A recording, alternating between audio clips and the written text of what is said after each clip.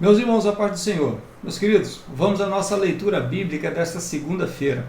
O texto sugerido para nós encontra-se em Romanos capítulo 1, versículo 16, que nos diz assim: Porque não me envergonho do evangelho de Cristo, pois é o poder de Deus para a salvação de todo aquele que crê, primeiro dos judeus e também do grego. Lembrando sempre, irmãos, que estamos estudando a lição de número 4, que traz por título Dons de poder. A primeira parte desse versículo, Paulo fala que não se envergonha do Evangelho de Cristo. Por que razão Paulo haveria de envergonhar-se do Evangelho? A história conta para nós que naquele período, naquele momento ali do início da igreja, a igreja não era levada a sério por nenhuma das nações, por nenhum dos povos.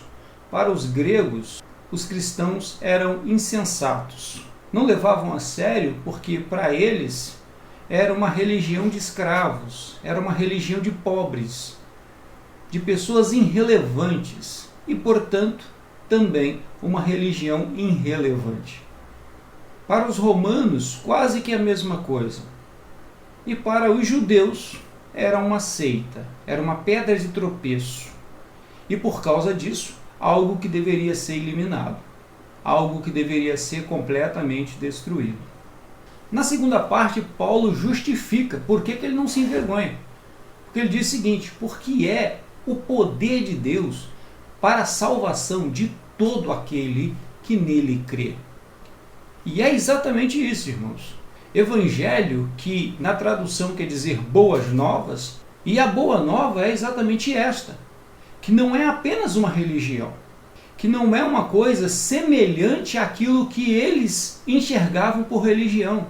Não tinha nada a ver com as religiões que eles estavam acostumados. Não tinha nada a ver nem com o próprio judaísmo. Porque agora era um povo que estava se levantando em nome de um Senhor, em nome de Jesus, para proclamar o evangelho desse Jesus.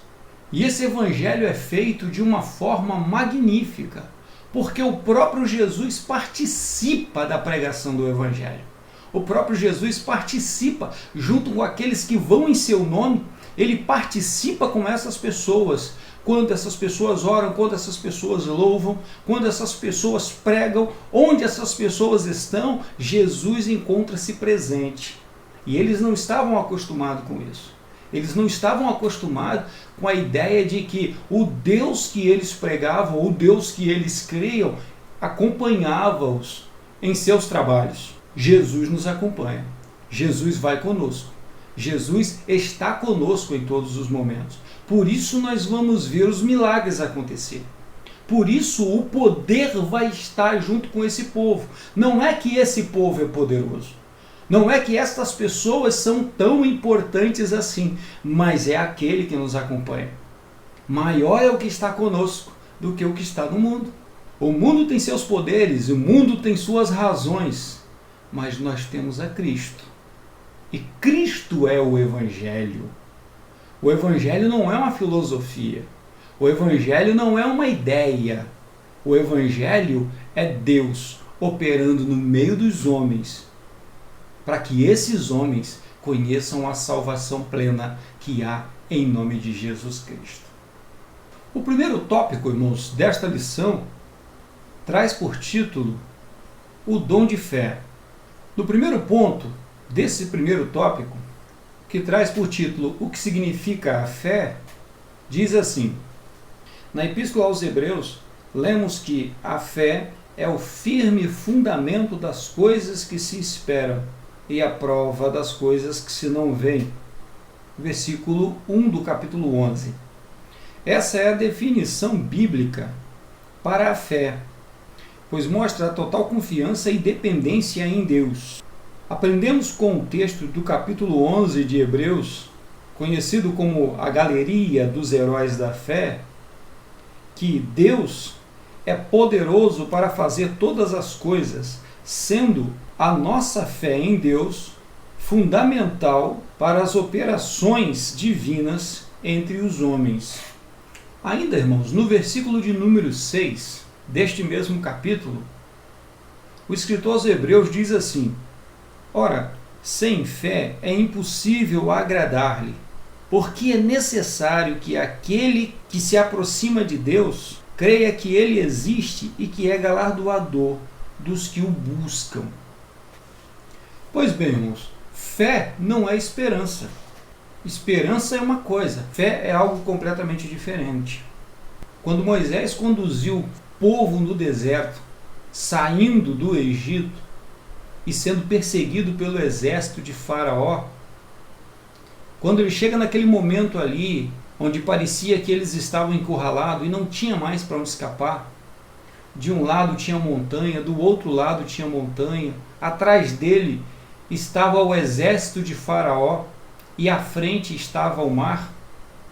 E quando ele busca a presença de Deus, o seu coração não se enche de esperança. Ele não conduz o povo para aquele mar na esperança de que Deus ia abrir o mar. Ele conduz o povo em direção ao mar na certeza de que Deus iria fazer um grande milagre naquele dia, de que Deus ia abrir o mar. Por isso ele repete as palavras de Deus para o povo: importa que vocês marchem, não reclamem, não murmurem, apenas marchem. Marchar era importante naquela hora, mas era marchar baseado na fé, não na esperança.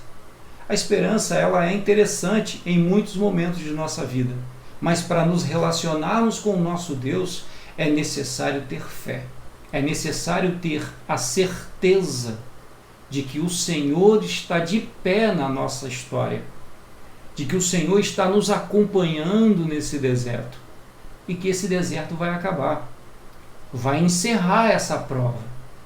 Portanto, sim, Deus é poderoso para fazer todas as coisas.